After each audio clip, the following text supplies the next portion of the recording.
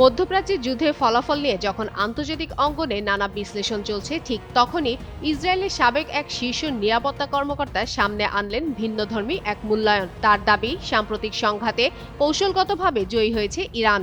এই মন্তব্য ঘিরে নতুন করে আলোচনা শুরু হয়েছে আন্তর্জাতিক রাজনৈতিক মহলে। ব্রিটিশ ভিত্তিক সংবাদ মাধ্যম মিডল ইস্ট আই এর এক প্রতিবেদনে বলা হয়েছে, ইসরায়েলের সাবেক জাতীয় নিরাপত্তা পরিষদের প্রধান জিউরা আইল্যান্ড মনে করেন এই সংঘাত যুক্তরাষ্ট্র ও ইসরায়েল উভয় দেশের জন্যই কঠিন বাস্তবতা তৈরি করেছে। ইসরায়েলের চ্যানেল 12কে দেওয়া এক সাক্ষাৎকারে তিনি বলেন, ইরান এই যুদ্ধে জিতেছে, হয়তো অল্প ব্যবধানে, কিন্তু এটাই স্পষ্ট বিজয়। আইল্যান্ডের ভাষ্য অনুযায়ী পুরো সংঘাতের সময় ইরানের নেতৃত্ব অটুট ছিল এবং দেশটি নিজেদের সামরিক ও রাজনৈতিক সক্ষমতা কার্যকরভাবে তুলে ধরতে সক্ষম হয়েছে। এতে আন্তর্জাতিক অঙ্গনে তেহরানের অবস্থান আরও শক্ত হয়েছে বলেও মনে করেন তিনি।